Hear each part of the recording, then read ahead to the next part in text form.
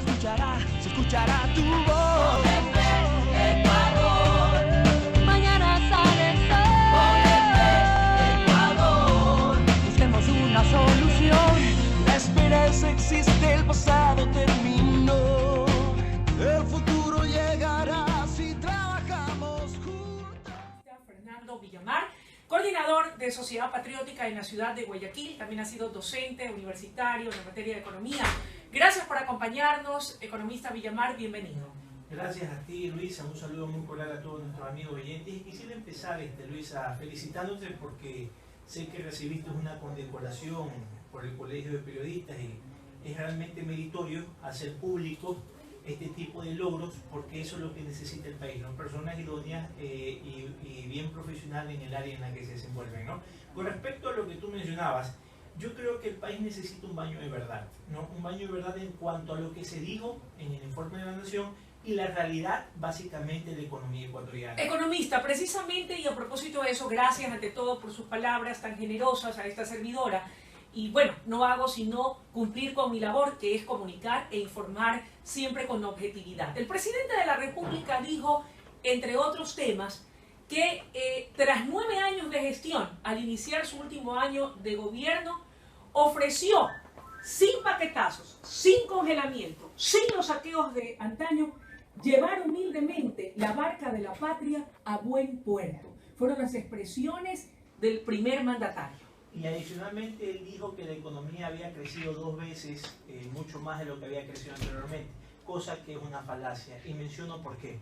Si nosotros ponemos los datos estadísticos del Banco Central, ojo, del Banco Central, no es que me lo estoy inventando, y analizamos el crecimiento económico del Ecuador, justificado por medio de un indicador que es el Producto Interno Bruto, en este caso en dólares constantes, que es el crecimiento real de la economía, y analizamos justamente lo que sucedió en el periodo 2000-2006 y lo que ha sucedido en el periodo del gobierno del economista Rafael Correa Delgado, que desde el año 2007 al año 2013, nos damos cuenta que el crecimiento promedio del año 2000-2006 fue del 4,65%, Luisa. Mientras que en el gobierno de la Revolución Ciudadana del señor economista Rafael Correa Delgado 2007-2013 ha sido solamente el 4,39%. Entonces, ¿qué es lo que estamos evidenciando?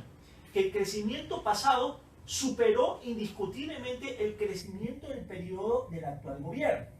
Y algo muy adicional, el año que tuvo el mayor crecimiento económico de la historia ecuatoriana, ha sido en el año 2004, llegando a un crecimiento económico real de la economía del 8,21%, generado por el gobierno de nuestro ingeniero Lucio Gutiérrez Borboa. Adicional a eso, Luisa, ¿cómo es posible que digamos que la economía ecuatoriana está tan bien y que los conciudadanos estamos tan bien y que no hemos tenido paquetazos, cuando todas las medidas que se han generado desde el punto de vista impositivo son medidas recaudatorias y medidas que generan costes sociales? Pero no olvidemos, economista, que atravesamos un momento duro. El país pues sufrió los embates de este fenómeno natural que ha provocado no solamente la muerte de muchos compatriotas, más de 660, y por otra parte eso pues produce también problemas en el ámbito económico. Mi querida Luisa, yo no me refiero a lo que estamos atravesando actualmente, me refiero al inicio del año de la administración pública de este gobierno. Acordémonos de los grandes paquetazos, acordémonos del famoso impuesto a la contaminación ambiental, Luisa. Un impuesto que de alguna manera afectó terriblemente a todos nuestros conciudadanos. ¿Por qué? Porque se ha hablado mucho de la contaminación del dióxido de carbono. ¿Y qué ha hecho el gobierno para generar una iniciativa favorable para que nuestros conciudadanos, esas personas pobres, esas personas de escasos recursos, que tienen vehículos de la década de los 70 y 80, puedan hacer un cambio justamente o una renovación justamente de esos vehículos? Cuando ahí está el problema. Se dijo que de alguna forma se iba a otorgar a la conciudadanía un biocombustible. Vea usted, ese biocombustible que utilizamos actualmente en la economía ecuatoriana, que es el Ecopaís, solo tiene el 5% de etanol anhidro. El 5%, el 95% sigue siendo combustible extra. Y nos hacen pensar que el combustible ya cambió. Nos hacen pensar que evidentemente la situación económica ha cambiado desde el punto de vista social y lo único que atribuyó esa medida de impuesto ambiental es simplemente engrosar más la burocracia. A esto añádele, Luisa, el cobro que se hizo por medio de las botellas de plástico, porque ya desde el pasado comenzaron a darle duro a todo lo que tiene que ver con el consumo. A ver, con este tema de la burocracia, el presidente ha anunciado que se eliminarán 12 viceministerios, por un lado. Por otro lado, también ha dicho el primer mandatario que de esa manera, con ese tipo de medidas, se va a reducir, ¿verdad?, la presencia de instituciones que en este momento, dadas las circunstancias, no tendrían razón de mantenerse en aras de poder encontrar y hallar un ahorro que en estos instantes es tan necesario para poder hacer frente a los embates del terremoto. Pero me quedé Luisa, qué bueno hubiera sido que eso se lo haya hecho desde el inicio. ¿Por qué? Porque evidentemente la creación de muchas secretarías, y una de ellas la Secretaría del Poder y Control del Mercado, que tengo entendido que ya de alguna manera va a fenecer, va a justificar que el entorno de la economía política puede de alguna manera traer consecuencias con respecto a las fallas del mercado. Y como economista lo conozco y lo sé. ¿Qué significa esto? Que el gran problema de todos estos establecimientos que han venido estando acostumbrados a tener un poder de mercado, van a seguir haciendo de la suya con respecto a tratar en lo posible de captar más excedentes de los consumidores. Y si no existe un ente regulador, evidentemente van a hacer lo que les da la gana. Entonces, el problema ha sido que el gobierno no ha establecido operativamente bien ciertas entidades que sí necesitamos justamente en nuestro entorno, y otras que evidentemente han sido simplemente para justificar y engrosar todos y cada uno de estos codidiarios que se han sumado justamente en la lista 36. Economista Villamar, usted se refería a las estadísticas que publica el Banco Central del Ecuador, son estadísticas o cifras oficiales. Sin embargo, el presidente de la República dijo, vía de su informe a la Nación, que el promedio de crecimiento es del 3.9% desde el 2007 al 2015 y que entre el 2009 y 2015 1.900.000 personas salieron de la pobreza, y que es una cifra que no ha sido maquillada. El primer mandatario sostiene y habla de una cifra real. Inclusive ahí está el error. Mire usted que aquí también tengo el dato desde el año 2007 al año 2016. Tomando en cuenta que este año 2016, acuérdese usted que el Fondo Monetario Internacional ya predijo de que iba a tener la economía ecuatoriana un nivel de recesión del 4,5%, sin tomar en cuenta esta catástrofe natural, que eso ocasiona un mayor problema económico. Es decir, esta cifra que dio el fondo, que es el 4,5% de recesión, inclusive puede aumentar. Pero tomando en cuenta el 4,5% de recesión, desde el año 2007 al año 2006, el crecimiento de la economía ecuatoriana solo ha llegado al 3,02%, no la cifra que mencionó el informe de la Nación. 3,02%, que hablando de una economía potencial, como lo hizo alusión el vicepresidente de la República, ni siquiera tenemos la cuarta parte de lo que requiere una economía para llegar justamente a esa iniciativa de ser una potencia del mundo. Mire usted que Chile, y solo con esto termino este punto, Chile es una economía que ha crecido desde el punto de vista de la década de los 90 hasta la actualidad por encima del 4%. Por encima del 4%. Economías como China crecen el 7 u 8%. Entonces, esas son economías que realmente son propensas a generar este cambio productivo tan anhelado, que es darle la potencialidad a un sector industrial que es el que acumula riqueza, es el que crea riqueza y es el que distribuye los ingresos para todos los conciudadanos. 22 minutos, 9 y 22 minutos, Fernando Villamar, coordinador de Sociedad Patriótica en Guayaquil, con él analizando lo que fue el informe a la Nación del presidente de la República, Rafael Correa Delgado. Y uno de los anuncios principales, medulares, en esencia, hechos por el primer mandatario, fue que enviará a la Asamblea Nacional nuevamente los proyectos de herencias y plusvalía. ¿Qué impacto pueden tener en estos momentos en la economía ecuatoriana ambos proyectos de ley, si son enviados, como lo ha indicado el presidente de la República, para que sean aprobados por la Asamblea Nacional? Mira, esta nueva medida ejercida por este gobierno no causa sino más desconfianza, más incertidumbre, más preocupación para los inversionistas, inclusive para las familias ecuatorianas. ¿Por qué? porque lamentablemente esta medida lo que va a ocasionar es extraer cada vez más los recursos monetarios que ya la familia ecuatoriana está sufriendo porque no tiene, está escaso en liquidez. Pero es necesario, ha dicho el presidente, para poder ayudar a nuestros compatriotas, sobre todo aquellos que se vieron más afectados por el problema del terremoto. Lo que dice el presidente es que esta medida es para tratar de distribuir de mejor manera los ingresos y que exista una mayor equidad social. Y la pregunta es, no puede existir equidad social cuando el jefe de hogar, con tanto esfuerzo y sacrificio, de alguna manera tiene o obtiene sus bienes, y esos bienes lo hace con la única intención de dejárselo como herencia a sus hijos. ¿Y cómo es posible que esos bienes que se generan como herencia, tú tengas que cargarle el impuesto? Él menciona que el impuesto va por sobre los $70.000. La pregunta que deberíamos hacernos es, ¿qué bien actualmente, Luisa, puede costar $70.000 en cuanto a la construcción de una vivienda? Es decir, una construcción de una vivienda mediana, baja, te termina costando por sobre los $70.000, solo para que tengas una idea.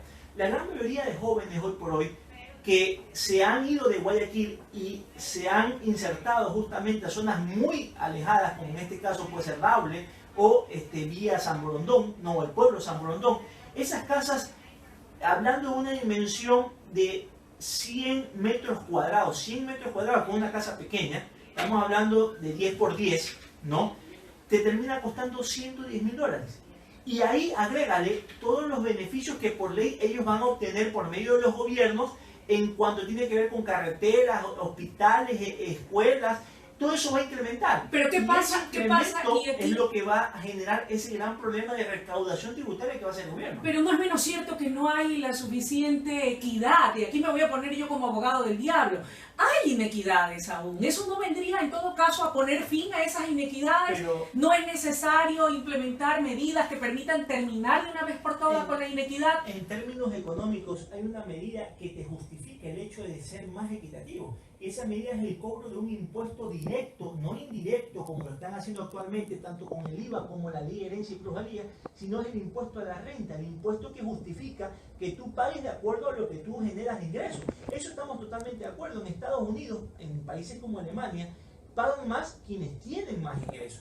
No pagan más quienes tienen con esfuerzo y sacrificio sus bienes.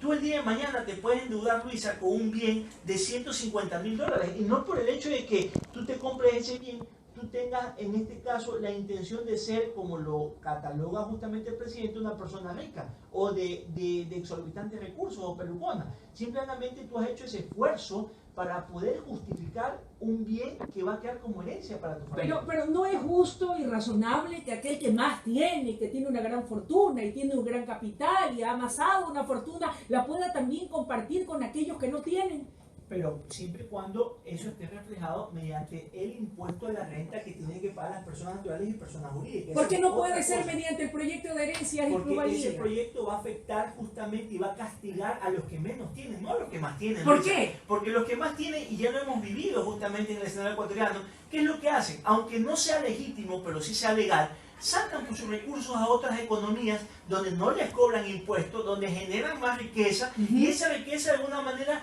la convierten y la comienzan a acumular justamente desde el punto de vista de sus pretensiones.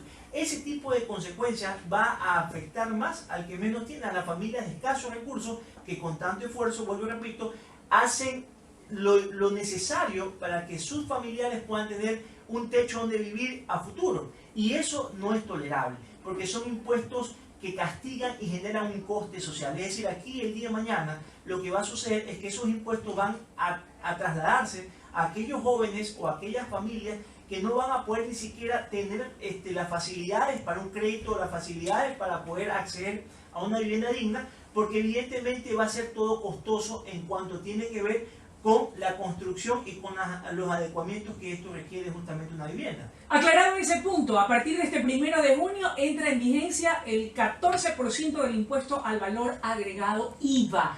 ¿Qué impacto va a tener esto? Tomando en consideración que he visto yo en lo personal mucha gente haciendo compras, incluso comprando artículos de limpieza, digamos que si antes llevaban uno, les preguntaba yo, ¿por qué lleva más? No, es antes de que suba el impuesto. Ya no llevaban un frasco, llevaban 3 o 4 y se están abasteciendo de ciertos artículos o productos antes de que suba el IVA. El impuesto del IVA es un impuesto regresivo, un impuesto que afecta de manera directa al que menos tiene. Y para darte un ejemplo, de acuerdo a los datos estadísticos del Banco Central, la balanza comercial de la economía ecuatoriana tuvo un descenso, es decir, un déficit comercial a partir de este gobierno. Desde el 2008 hasta la actualidad hemos venido teniendo déficit comercial constantemente. ¿Esto qué significa? Que evidentemente se importa más de lo que se exporta, ¿no? En el momento que tú afectes justamente el IVA, ¿no? Esto va a conllevar que la demanda agregada, el consumo que se hace de manera interna, también tiende a contraerse, porque tú le vas a incrementar a los bienes que habitualmente se han convertido en necesidad para un conciudadano, porque es necesario que tú compres justamente todos estos bienes de limpieza. Es necesario que el conciudadano tenga derecho a tener un televisor digno, es necesario que el conciudadano tenga un teléfono celular, es necesario que el conciudadano se vista bien. Es decir, todo esto que es incremento del IVA va a afectar de manera directa porque la gran mayoría de ecuatorianos hace y atribuye su consumo de manera interna. Pero es temporal y necesario, ha dicho el gobierno. Hoy día le escuchaba a la presidenta de la Asamblea hablar en otro medio de comunicación y ella mencionaba que si que ellos consideran necesario, la medida se mantiene. ¿Qué nos quiere decir con esto? Que no es de un año, porque así dijeron, acuérdense ustedes, con la famosa reducción de productos importados que fue la salvaguardia. Dijeron que solo en un año y ahora da la casualidad que la consideran un año más. Un último punto, Eduardo Ledesma, director ejecutivo de la Asociación de Exportadores de Banano del Ecuador, manifiesta en declaraciones que recoge Diario El Universo: esperamos que el acuerdo con la Unión Europea se firme en octubre. Eso es importantísimo. Hoy por hoy es lamentable que el gobierno ya a estas alturas se dé cuenta de la importancia que tiene el tamaño del mercado de las economías, dado a que eso promueve y genera una mayor posibilidad y oportunidad a nuestros exportadores. Más aún cuando es necesario que se reduzcan todas estas trabas que se han venido generando por no tener acuerdos de libre comercio. Acordémonos que la mayor traba tiene que ver con los no arancelarios. Y en el momento que se generen los acuerdos de libre comercio, esas trabas van a reducirse y esto va a permitir que inclusivemente nuestros productos puedan ingresar de manera cada vez más rápida y más ágil a los otros mercados. Porque miren ustedes cómo Chile, Colombia y Perú, estableciendo alianzas del Pacífico y tratando en lo posible de generar tratados de libre comercio con la mayor cantidad de países en el mundo, han podido engrosar inversión extranjera directa por sobre encima de los 10.000 millones de dólares. Eso es muy producente porque eso dinamiza y genera mayor iniciativa en el mercado de capitales, que es uno de los mercados que por lo menos aquí en la economía ecuatoriana no se ha hecho absolutamente nada.